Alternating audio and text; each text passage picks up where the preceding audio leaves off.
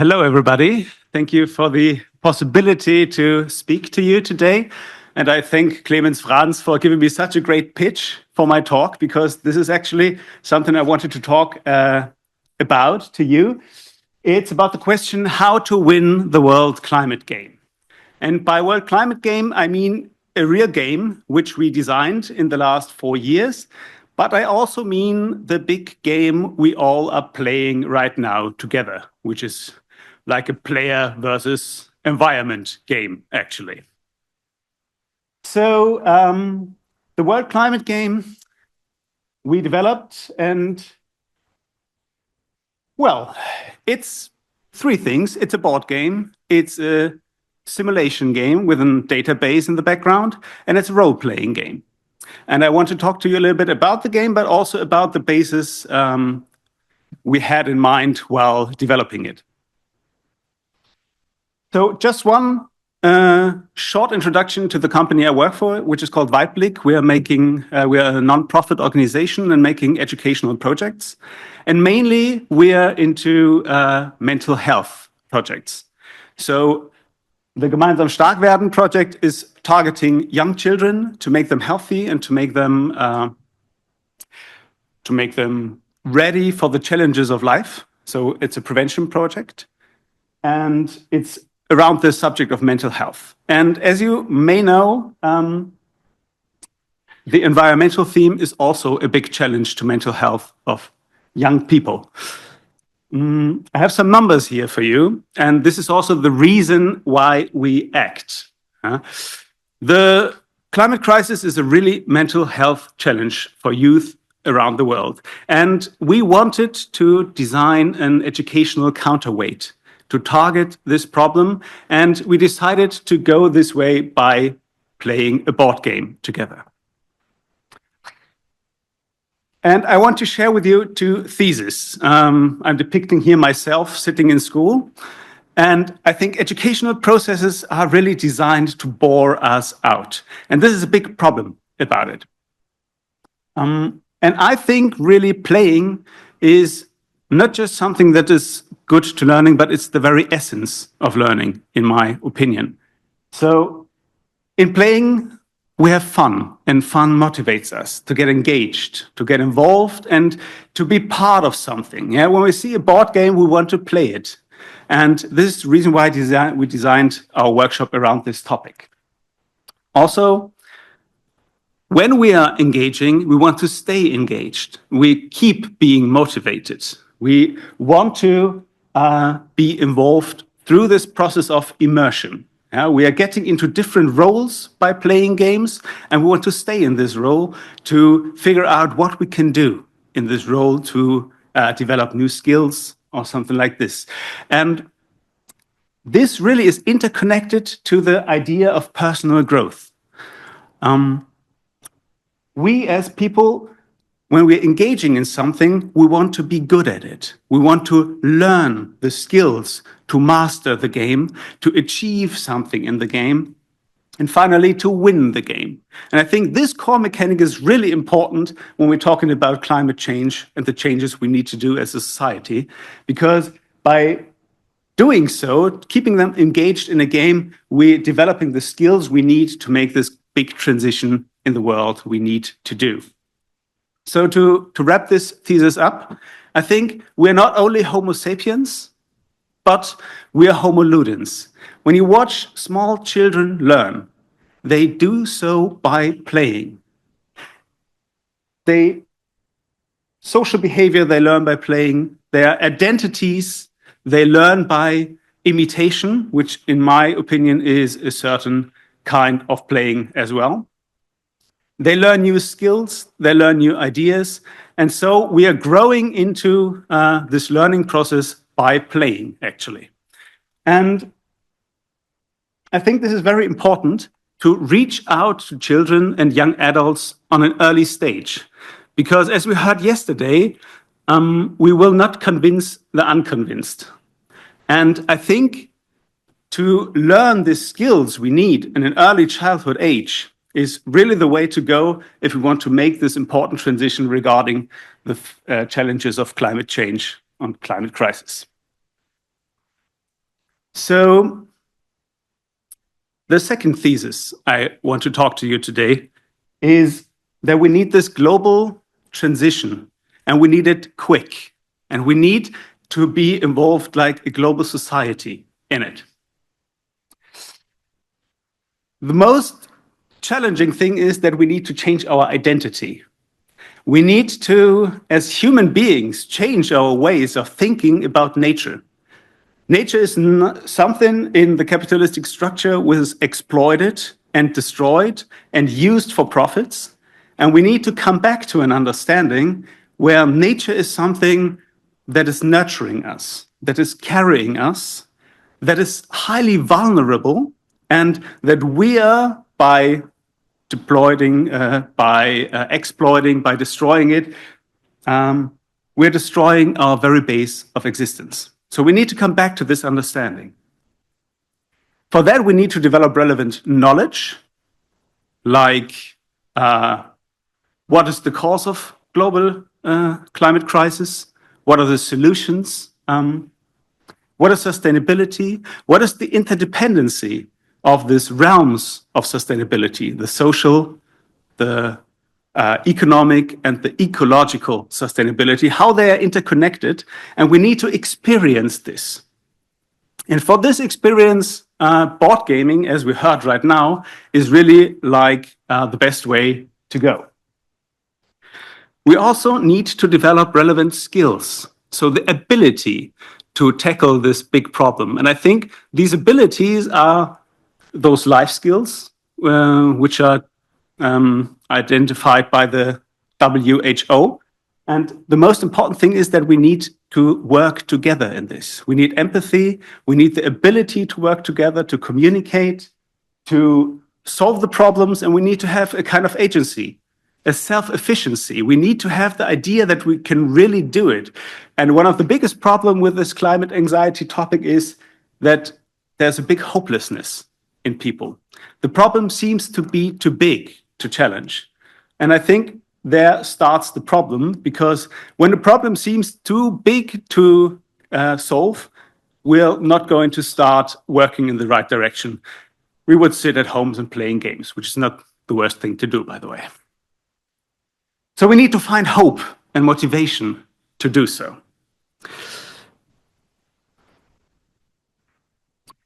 Talking about the World Climate Game. It's an app-based interactive simulation, so we have a database in the background, and it's also a board game and a simulation game. The participants go into the role of decision makers. So we put the children we are playing with into the positions of power, so they feel empowered to solve the problem. As you see, it's a long game. It's made for 3 to 5 days, and we play it with large groups. So classroom size is the target group we designed this game for. It's really a huge board game. I don't know if it's the biggest board game that is ever made. Clemens is shaking his head. But it has a really, really big board game in the middle of the classroom, and everybody who is getting into the classroom wants to start to play it immediately. And this is the lovely effect we have. We have a group of children engaging in saving the world for 3 to 5 days. And I played this game for many, many times now with different classes. And the good message I have for you, every class is saving the world. So we can do it too, I think so.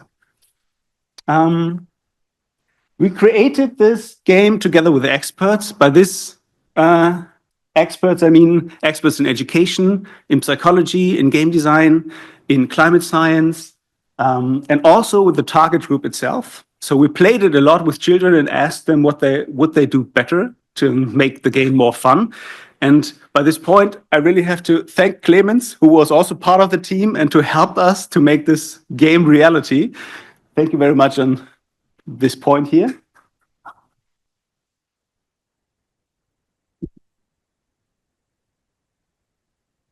And the data we use in the background is real-life data. So we try to make a complex simulation of the climate change, of the greenhouse gas circles in the world, and we also try to make an economic simulation. So that the player can experience the interconnection between the ecosphere and the economic sphere. And this is not by teaching them, but by experience. They experience how the things are interconnected, and this is a really deep way of learning these complex systems. We also are measuring it just to know if we really do the impact we want to do. So we are working together with universities on this point, and we also play it with students and adults to see what's going on in their minds when they play the game. The really important thing on the game is that it gives us a global perspective on the subject. So we have this overview we never have in life.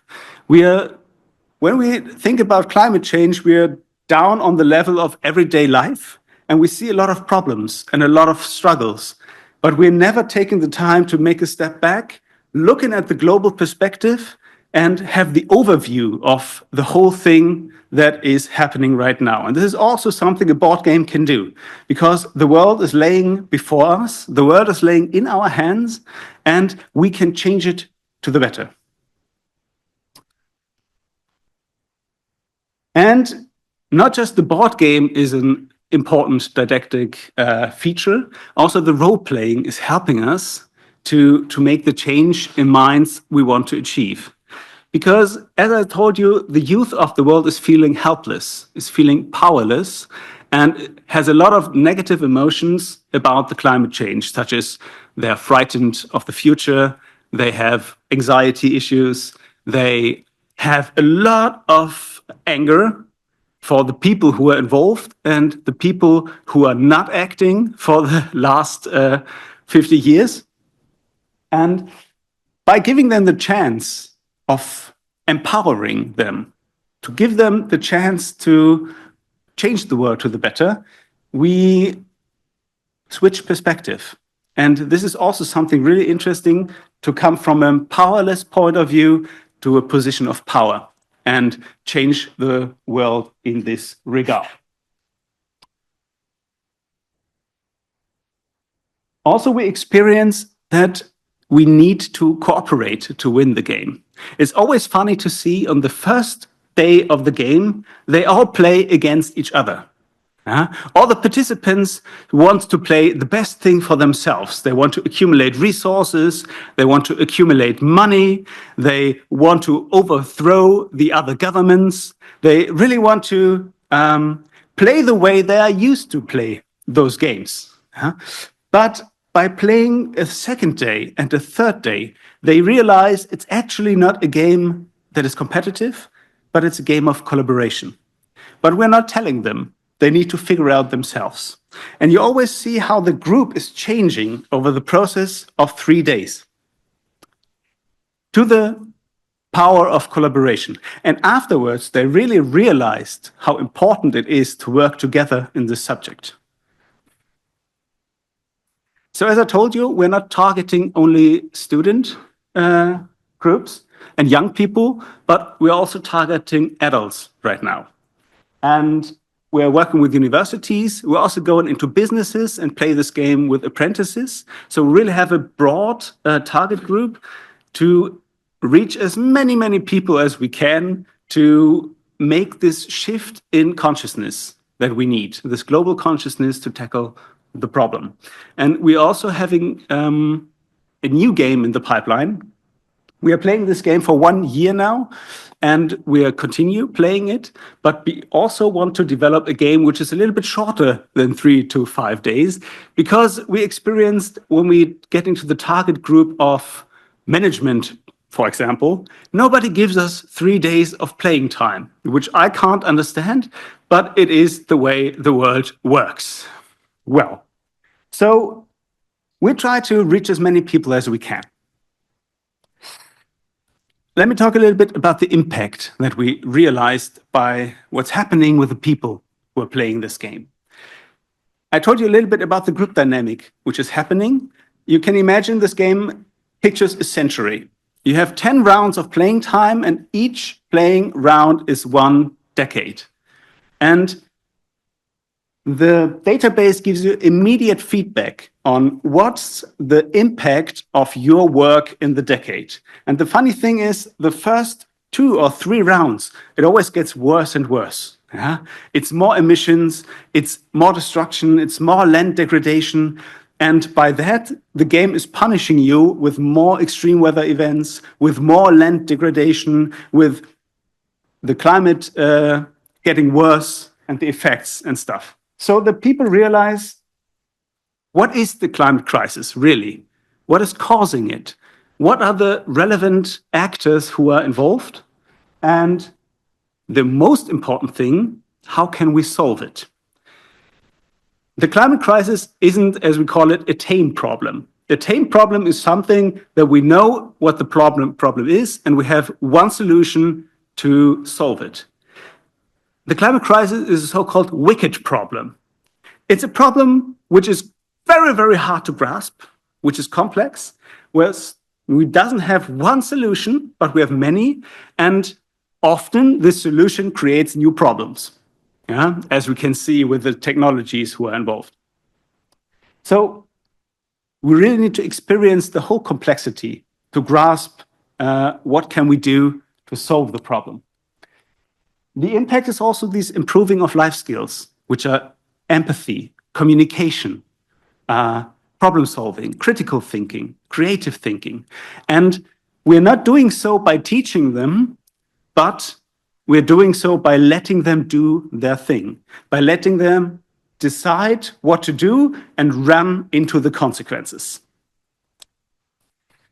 We enhance the self-efficiency because when a group of children, 30 children, save the world in this simulation, they also have the idea that we can make it in reality.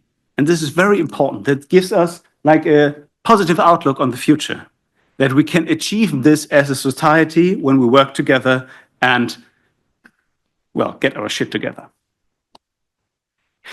Now we come to the answer of the question I raised in the beginning. How to win this world climate game? And I think the strategies in-game are really the strategies we need in real life. So there isn't this one power play strategy because there are 30 players in the room, and it's really depending on your skill of working together with all the players. So one of the strategies we need is a certain type of player behavior. And I mean this in the game and in the real world as well. We need to cooperate. We need to be friendly. We need to be peaceful. All the player parties who like to wage war lose the game quite easily because they are isolated by the other players. It's really funny to see how those who think they will conquer the world and solve climate change in one act are the ones who are isolated on day 2. It's really interesting to see how group dynamics work this way. You need to focus on priorities. You need to be, you have to empathy. Generosity is also something, this is a very important player strategy to come along in a good way, because generosity will be rewarded by generosity. You can always see a group who helps together a lot tackles the game much, much faster than a group who isn't able to cooperate. Something we need to do in real life and something that is also possible in the game is to make good laws. The World Climate Game is a game where the rules are changed by the players, by making laws that other players have to follow. All the governments can make interesting laws and all the other players have to follow them. And these are the laws we really need to do in real life and in the game to tackle climate change quickly. Now, we need to put a price on carbon emissions.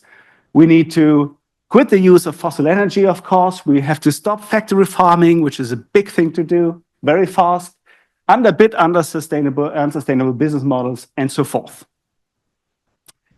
The last power play strategy for the ones who really like to make a quick transition is to focus on prevention, not on disaster, to keep the money flowing, to invest in green economy, and to prioritize quality of life over profits.